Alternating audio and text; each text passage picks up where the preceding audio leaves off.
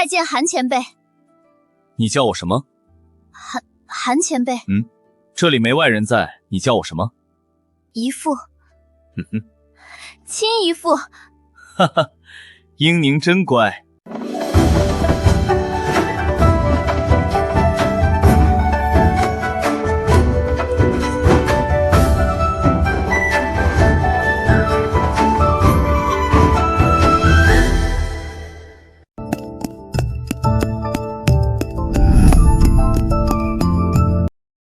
今天天气真不错啊，我们去喝个咖啡吧。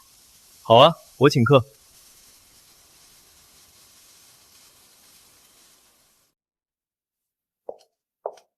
这么巧，你也来看书？是啊，真巧。What do you think of the live-action result? You can barely see any waxy look now, right? Hi everyone, I'm Jingchen. This time, I'm fixing several issues from the previous workflow. The main problems were limited upscale factors, waxy-looking images, and poor audio quality, as well as memory spikes when loading the model. With this new setup, both speed and quality have improved a bit. Even when I upscale 0.1 megapixels by 1.5x, the result is a video under 400p with fairly large movements, but the edges of the dress don't become pixelated. Compared with the previous video, it feels a little better too. I also ran a lot of tests this time, especially with 15-second 1080p videos. Each one takes more than 20 minutes to run, so it hasn't been easy. I hope you can follow the channel so I have the motivation to keep exploring and share better workflows with you. First, there is this new latent upscaling model from the community. Many thanks to the author. In the previous video, we used a fairly simple upscaling method. The upscaled latent was actually lossy. After upscaling beyond 2 times and running a second sampling pass, the image could develop line-like and shattered glass artifacts. Now we're using this model to upscale the latent, and that problem is gone. Results are quite good too. The node I wrote for the previous video can still be used. When I was testing, I found that the author's node had no alignment logic. When the scale factor isn't an integer, color bars can still appear along the edges. You can first pass it through my node, set the scale factor to 1.0, and run one alignment pass. I've also submitted an issue to the node's GitHub repository. For now, this is a practical workaround. If the author adds alignment logic later, you can remove this step. In many cases, you'll still want to use a non-integer upscale factor. Based on my tests, the highest quality setting I recommend is 0.9 times 1.5. It looks a little better than 0.5 times 2. There are several other recommended settings in the workflow. You can test them yourself as well. Next, let's talk about combining the acceleration LoRAs. When I tested the acceleration LoRAs previously, the 4-step LoRA was more likely to fail in the first sampling pass, for example, by duplicating the character. But if you use it for the second sampling pass, it helps the image converge faster, with clearer edges as well. For the first pass, I am still using the 8-step LoRA, which helps avoid basic content errors early in the process. That was my initial theory. And based on the actual tests, this combination works well in high-motion scenes. The edges of flowing clothing are noticeably clearer, and I saw very few obvious logical errors. It combines the strengths of both acceleration LoRAs quite well. Using the 4-step acceleration LoRA for the second pass also seems to improve the audio to some extent. If the audio still doesn't sound good enough, I add a voice reference audio clip for the speaking character. That helps a lot. The videos at the beginning all use voice references. 拜见韩前辈。你叫我什么？韩前辈。这里没外人在，你叫我什么？姨父。You can also optimize the audio later in an editing program. If the audio still isn't good enough, there is one last option. Use more steps. Increase it to 12 steps or more, but then you lose the speed advantage. We'll see whether the community comes up with audio improvements, or whether the acceleration LoRAs receive audio-specific improvements. Also, the newly released version 1.1 of the 4-step LoRA was briefly tested by me, and the difference seems small. I'll put it in the download package later.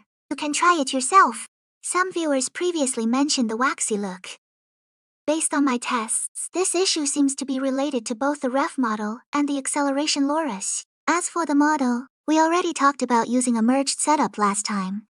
But the merge node requires a lot of memory at load time, so this time I'm using a pre-merged model instead. The result is the same. It reduces the waxy look while preserving multi-reference capability. Also, lowering the strengths of both acceleration LoRa's can reduce the waxy look. Set the 8-step acceleration LoRa to 0.75 and the 4-step acceleration LoRa to 0.7. In my tests, the live action results looked much less waxy and even seemed better than the original 25-step official workflow when using both acceleration LoRa's. I recommend the Euler sampler with the beta scheduler. This combination felt the most comfortable in my tests. With the beta scheduler, I found that 4 steps for the first pass and 4 for the second worked well as a 4+4 combination. Using more steps in the first pass makes the image blurry. When using the beta scheduler, don't interpolate the low noise region again. In my tests, adding one more step, whether with sine, cosine, or mean interpolation, actually made the image less clear. If you're using the rest simple combination, you should insert one mean sigma interpolation step. That makes it 9 steps, and the image becomes clear. Just connect the sigma here.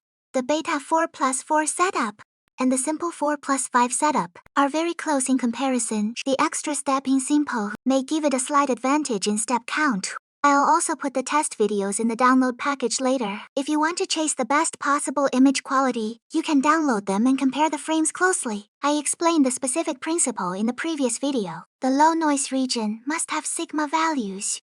There are 2 more things I want to remind you about. Quite a few people in the group have reported that their generated videos don't look ideal. H3 is actually a very capable model. It has strong consistency and prompt adherence. But to generate good videos, you need to write prompts using the official structured format. This time, I updated the distilled skill template to match the latest version. The skill has also been updated, and both are in the download package. If you want to save tokens, you can do what I do. Send the template and reference materials to a multimodal web LLM, such as QWERTY 3.8. Be sure to explain what each reference is for, whether the image is a 3-view sheet or a first frame, whether the audio is a voice reference or the actual speech to be used in the video. Don't leave out the video style, aspect ratio, or duration. These details matter too. Only then describe the specific visual and content design. Prompts written this way can eliminate most basic problems. The second point is this. Dual sampling only speeds up the first sampling pass, while still producing a good overall image. But the peak hardware requirement is still essentially the same. So, when you multiply the resolution by the upscale factor, don't exceed the resolution and duration your original single-pass setup could handle. This helps prevent out-of-memory errors. If you're right on the edge of running out of RAM, you can enable low VRAM attention. It will be slower, but it may let you complete a video at the limit of your hardware. Download package is the usual one. It includes the newly distilled official skill prompt template, as well as the workflow and the upscaling model, plus the images, prompts, and video results from my tests. I'll share everything together. This time, I found a few ways to solve some of the more serious issues from the previous version.